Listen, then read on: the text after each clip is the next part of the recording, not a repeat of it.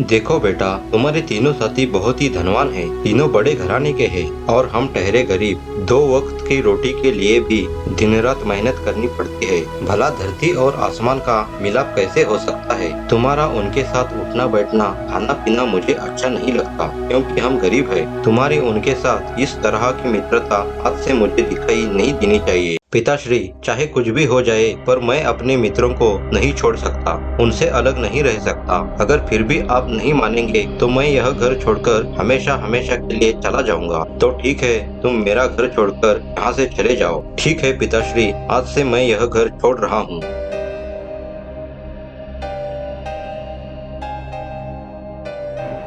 काफी समय हो गया है, अभी तक मुनेंद्र को यहाँ आना चाहिए था। यह कहानी है 4 मित्रों की जो कि धारा नगरी में रहते थे। उनमें से एक था राजा का बेटा, दूसरा राजा के मंत्री का पुत्र, तीसरा उसी नगर के एक साहूकार का पुत्र और चौथा मुनेंद्र जो कि एक गरीब किसान का पुत्र, जिसने अभी अभी अपनी मित्रता के लिए अपना घर छोड़ दिया है। यह लो, मुनेंद्र आ गया। हम कब से इंतजार कर रहे हैं।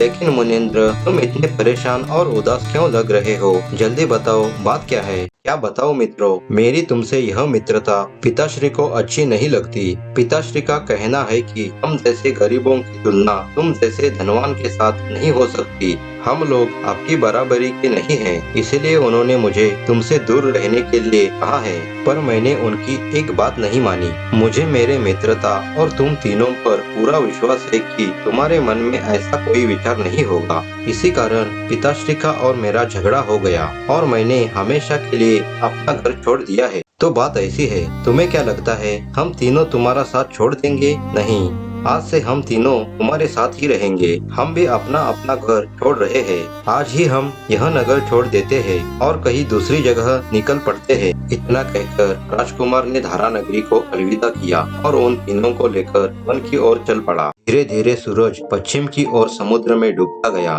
और अंधेरा छाने लगा। चारों मित्र वन से गुजर रहे थे। अंधेरा काफी हो चुका था। वन में तरह तरह की आवाजें सुनकर चारों मित्र डरने लगे। तभी एक जगह पेड़ के नीचे कई सारे जुगनू चमकते किसान के बेटे मुनेंद्र को दिखाई दिए।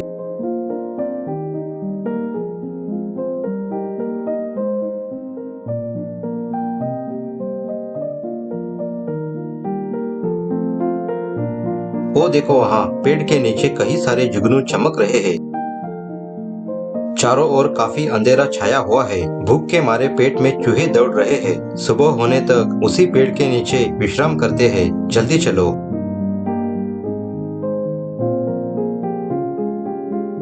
ऐसा करो, तुम यहाँ सो जाओ। चलते चलते तुम बहुत थक चुके हो। मैं थोड़ी देर आसपास नजर रखे बैठता हूँ। फिर वो तीनों मित्र सो जाते हैं। अपने तीनों साथियों को थका मांदा देखकर मुनेंद्र का दिल भर गया। इन लोगों ने मेरे खातिर बेकारी मुसीबत मोड़ ली। हे ऊपर वाले, अगर तू सचमुच कहीं पर भी है तो मेरी पुकार सुन ले और आ जाना और मेरी मदद कर। उस जंगल के देवता ने मुनेंद्र की सारी बातें सुन ली। देवता को उस युवक की दया आ गई।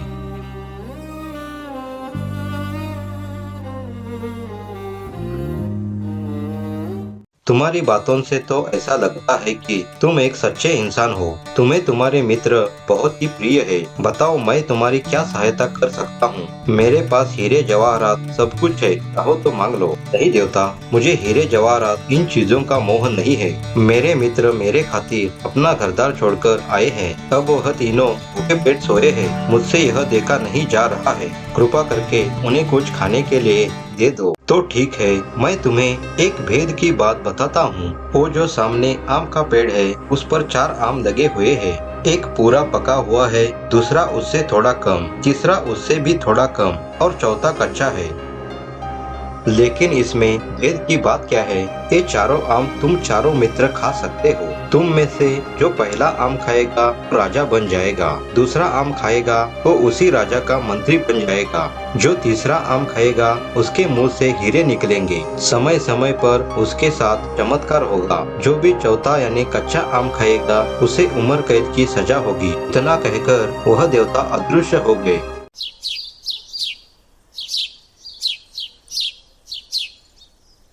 सुबह हो जाने पर मुनींद्र ने उन तीनों को एक एक आम खाने को दिया। काफी भूख लगने से चारों ने आम को तुरंत ही खा लिया। चलो अब हमें आगे के रास्ते के लिए निकलना होगा। पेट को कुछ आराम मिलने पर चारों मित्र वहाँ से चल पड़े।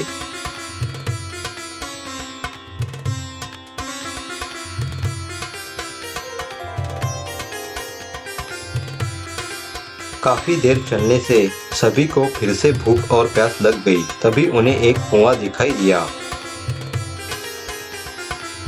तुम लोग अपना अपना हाथ मुंह धो लो और पानी पी लो, इससे पेट की आग थोड़ी कम हो जाएगी। राजकुमार ने मुंह धोने के इरादे से पानी पिया। जैसे ही राजकुमार ने पानी मुंह से बाहर फेंका, मानो चमत्कार हो गया। जिस जगह पर पानी गिरा वहाँ 3 हीरे प्रकट हुए। राजकुमार को हीरों की परख थी। तुरंत ही उसने वह हीरे उठाए और अपने पास रखे। पानी पीने के बाद फिर से वह चारों आगे के रास्ते के लिए निकल पड़े। काफी देर चलने के बाद वह चारों एक नगर के सीमा तक पहुंच गए। ऐसा करते हैं, हम यही ठहर जाते हैं और खाने का कुछ इंतजाम करते हैं, पर हमारे पास कुछ भी नहीं है। हमें खाने के लिए कौन देगा? मेरे पास कुछ हीरे हैं, उनमें से एक हीरा मैं तुम्हें देता हूँ। तुम बाजार जाओ और कुछ चीजें खरीद कर ले आना। ठीक है। इतना कहकर राजकुमार ने मंत्री का पुत्र नागदत्त को 3 हीरों में से एक हीरा दे दिया। तुरंत ही मंत्री का पुत्र नगर के बाजार की ओर चल पड़ा।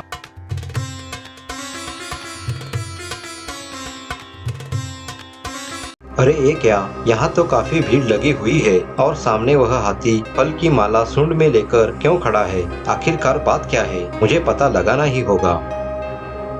महाशय, क्या आप मुझे बता सकते हो कि यहाँ इतनी भीड़ क्यों लगी है और इतना शोर क्यों किया जा रहा है? आखिर बात क्या है? अरे तुम्हें नहीं मालूम? नहीं तो यहाँ का राजा बिना संतान के मर गया है। राज्य के लिए राजा चाहिए, इसलिए इस हाथी को रास्ते में छोड़ा है। वही राजा का चुनाव करेगा। वो कैसे? हाथी की सूंड में वह फल की माला देख रहे हो ना? हाँ हाँ, देख तो रहा हूँ, पर विश्वास नहीं हो रहा है। हाथी जिसके गले में फल की माला डालेगा वही हमारा राजा बन जाएगा। देखो देखो, लगता है वह हाथी मेरी तरफ ही आ रहा है। एक तरफ हट जाओ।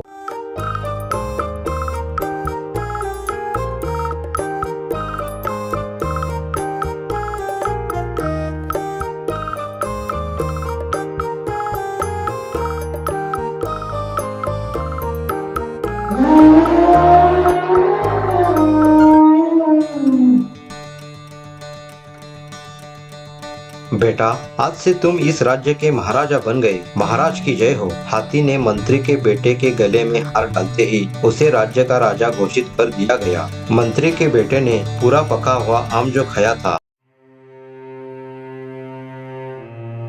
काफी समय हो चुका है, अभी तक नागदत्त आया कैसे नहीं? ऐसा करता हूँ, मेरे पास जो हीरे बचे हैं उनमें से एक हरिप्रसाद को दे देता हूँ और उसे बाजार भेजकर कुछ चीजें खरीद कर आने के लिए कहता हूँ। इतना सोचकर राजकुमार ने एक हीरा साहूकार के पुत्र हरिप्रसाद के पास देकर कहा, हरिप्रसाद, इस हीरे को बेचकर जो भी रकम आ जाए उस रुपयों से हमारे लिए जो भी मिलता है उसे खरीद कर ले आना और रास्ते में मंत्री का पुत्र कहीं भी दिख जाए उसे भी साथ लेकर जल्दी दोनों यहाँ पहुँच जाना। तुरंत ही साहूकार का पुत्र हरिप्रसाद बाजार की ओर निकल पड़ा। राज्य को राजा मिल गया था, लेकिन अभी तक मंत्री का चुनाव बाकी था।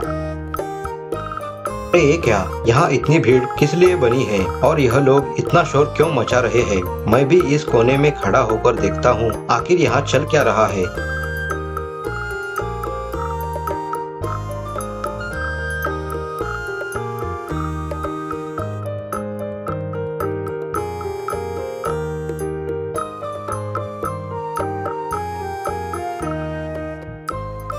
उस हाथी ने साहूकार के पुत्र को फल की माला पहनाई। इस प्रकार साहूकार का पुत्र उस राज्य का मंत्री बन गया। उसने दूसरा आम खाया था। मंत्री बनते ही अपने साथियों को भूल गया। काफी समय हो चुका है। नागदत्त और हरिप्रसाद का वापिस लौटने का आता पता नहीं। भूख के मारे प्राण निकलते जा रहे हैं। मुनींद्र, तुम ऐसा करो, यह तीसरा हीरा लेकर जाओ और जल्दी से कुछ खाने के लिए लेकर आ जाओ। ठीक है मित्र, मैं तुरंत ही जाता हूँ और खाने के लिए कुछ लेकर आता हूँ। तुम यही ठहरो और मेरे आने का इंतजार करो।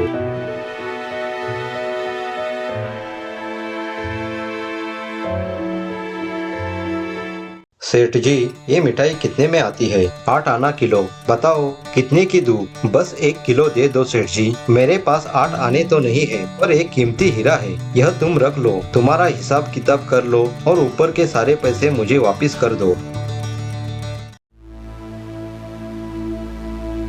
बेशक यह तो बहुत ही कीमती हीरा है। जरूर इस लड़के ने चोरी की होगी। मैं अभी राजा के सिपाही को बुलाता हूँ और इस चोर को गिरफ्तार करवाता हूँ। तुम यही ठहरो, मैं अभी सुनार के पास जाता हूँ और इस हीरे का सही मूल्य करके जो भी रकम आती है उसमें से मेरा हिसाब किताब कर लेता हूँ और बचे हुए रुपए तुम्हें वापस कर देता हूँ। मैं अभी आया।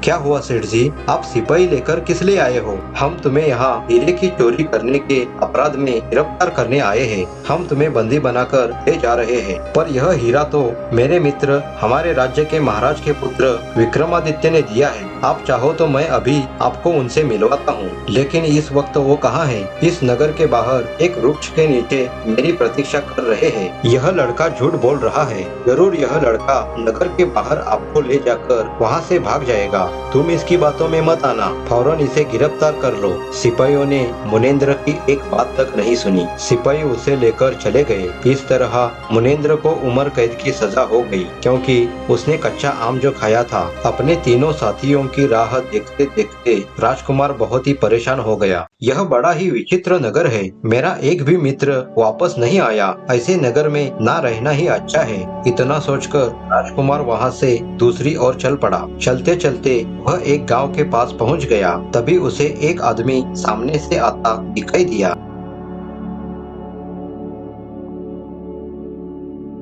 कौन हो तुम और कहां से आए हो? इस जगह तो नए लगते हो। मैं एक राजकुमार हूँ। मैं मेरे बाकी 3 मित्रों के साथ घर छोड़कर निकला था, परंतु बाकी 3 मित्र किसी कारण मेरे से अलग हो गए। मैंने उन तीनों की काफी समय तक राह देखी, लेकिन वापस लौटने का नाम तक नहीं। मैंने सोचा शायद वह जगह मेरे लिए घातक हो सकती है, इसलिए मैं वहाँ से निकला और चलते चलते यहाँ तक पहुँच गया। काफी समय से कुछ खाया पिया नहीं। क्या आप मुझे कुछ खाने के लिए दे सकते हो? क्यों नहीं पुत्र, तुम मेरे साथ मेरे घर पर चलो, मैं तुम्हारे भोजन का इंतजाम कर देता हूँ। इतना बताकर उस आदमी ने राजकुमार को अपने साथ घर लेकर चला गया।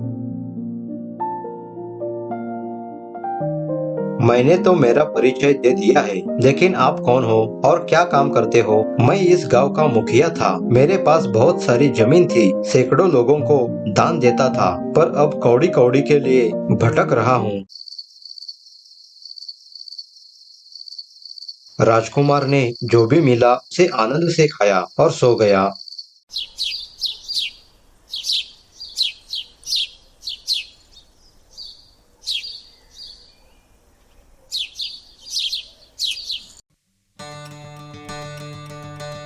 यह हीरे लो और उन्हें बेचकर जो भी रकम आती है उन्हीं से दान का काम फिर से शुरू करो। राजकुमार अब मुखिया के पास रहने लगा। हर रोज राजकुमार उसे 3 हीरे देता था, जिससे मुखिया गरीबों में दान का काम करने लगा। ऐसे ही दिन गुजरते गए। मुखिया का इस तरह का दान करना उसके खेत में काम करने वाली एक औरत को देखा नहीं गया। पद्मिनी, कैसे भी करके मुखिया के घर जो लड़का है उसे अपने जाल में फंसा लो और उसे हमारे घर भोजन के लिए आमंत्रण दो। एक बार वो लड़का हमारे घर आ जाएगा, उसके बाद हमें इतना धन मिलेगा कि हम जिंदगी भर आराम से बैठकर खाएंगे।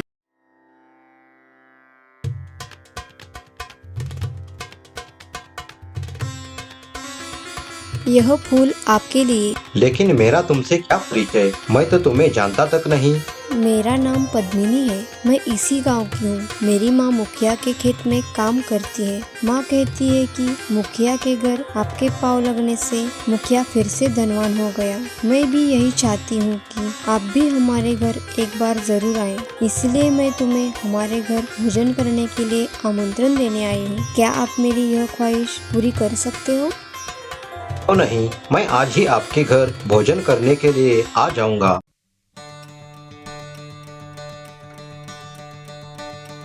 जैसे ही राजकुमार पद्मिनी के घर पहुंचा, उसने पानी का गिलास आगे किया। गिलास को छूते ही राजकुमार एक सुनहरे तोते में बदल गया। माँ और बेटी देखते ही रह गई। उन्होंने राजकुमार को पानी नहीं बल्कि पानी की जगह शराब भरकर दे दी थी। पद्मिनी की माँ ने सोचा, अगर राजकुमार शराब पीता है तो वह जरूर उल्टी करेगा और ढेर सारे हीरे उसे मिल सकते हैं, लेकिन ऐसा नहीं हुआ। राजकुमार विहार करते हुए पड़ोसी राज्य में पहुंच गया। पिताश्री, मैं विवाह करूंगी तो सिर्फ और सिर्फ सुनहरे तोते से ही करूंगी, अन्यथा नहीं। पुत्री, यह तुम्हारी कैसी जिद है? ऐसा कभी संभव हो सकता है क्या? तुम अपनी यह जिद छोड़ दो। नहीं पिताश्री, मैं विवाह करूंगी तो सुनहरे तोते से ही करूंगी, अन्यथा आप मेरे बारे में सोचना बंद करो। राजकुमारी के हट के आगे महाराज की एक ना चली। तुरंत ही राजा ने नगर में ढिंढोरा पिटवाया।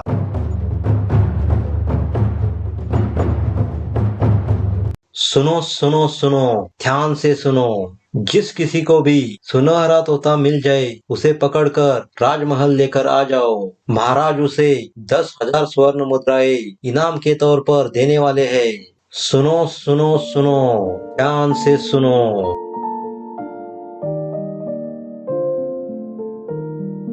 काश ऐसा सुनहरा तोता आज जाल में फंस जाए। मेरे तो भाग्य ही खुल जाएंगे। जल्दी से जंगल जाकर जाल को बिछा देता हूँ।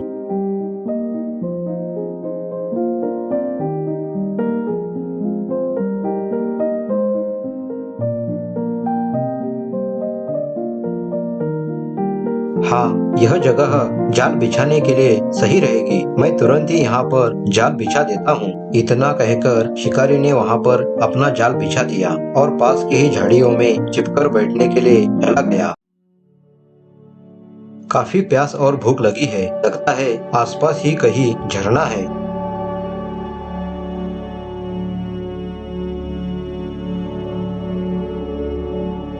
जैसे ही तोता दाने चुगने के लिए जाल पर बैठता है, वह सुनहरा तोता पूरी तरह से जाल में फंस जाता है। अरे ये क्या? ये मैं क्या देख रहा हूँ? लगता है ईश्वर ने मेरी प्रार्थना सुन ली। जाल में वही सुनहरा तोता फंस गया जिसकी मुझे तलाश थी। फिर शिकारी उस सुनहरे तोते को एक पिंजरे में कैद कर राजमहल लेकर आता है। जैसे ही राजकुमारी उस सुनहरे तोते को छूती है, वह तोता अपने असली रूप में आता है।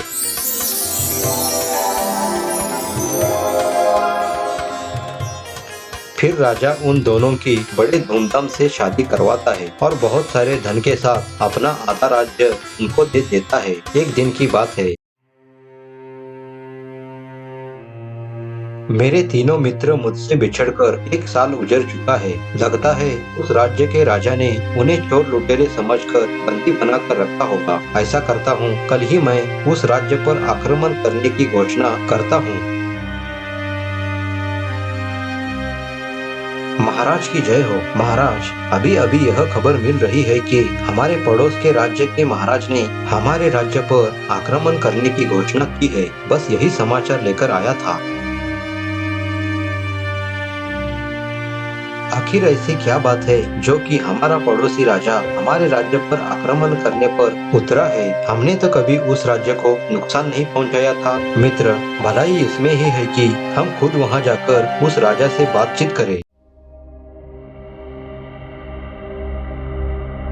तीनों मित्र एक दूसरे को देखते ही पहचान गए। पर मित्र, हमारे राज्य पर आक्रमण करने के पीछे तुम्हारी क्या धारणा थी? क्या बताओ मित्र। उस दिन आप तीनों को एक एक हीरा देकर खाना लेकर आने के लिए भेजा था, पर आप तीनों महाशय लौटे ही नहीं। मैंने आप तीनों की बहुत प्रतीक्षा की और वापस निकल पड़ा, लेकिन उसी दिन से लेकर आज तक तुम तीनों की याद हर पल मुझे आती रही। सोचा उस देश के राजा ने आप तीनों को बंदी बनाया होगा, इसलिए बदला लेने के विचार से उस राज्य पर आक्रमण करने का इरादा किया। लेकिन आप दोनों तो मिल गए। मुनेंद्र कहाँ पर है? उसका पता तो हमें भी नहीं। उसे आज तक हमने कहीं पर भी देखा नहीं। तो फिर चलो तीनों मिलकर हमारे मित्र को ढूंढते हैं। पूछताछ करने पर यह पता लगा कि मुनेंद्र उसी पड़ोसी राज्य के कारागृह में चोरी करने के आरोप में उम्र कैद की सजा भुगत रहा है। अपने मित्र को कारागृह में बंदी बनाए दिखने पर तीनों मित्र बहुत ही भावुक हुए।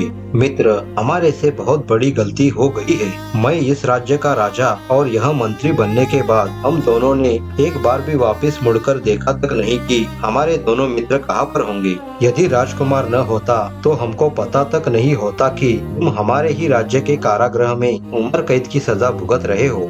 हमें क्षमा कर दो मित्र, हमें क्षमा कर दो। मुनेंद्र, आज से ही तुम मेरे राज्य में आकर महामंत्री का कारोबार संभालोगे। अभी से ही तुम मेरे राज्य के महामंत्री। लेकिन मुनेंद्र, तुमने अभी तक उस 4 आमों का राज हमको बताया नहीं।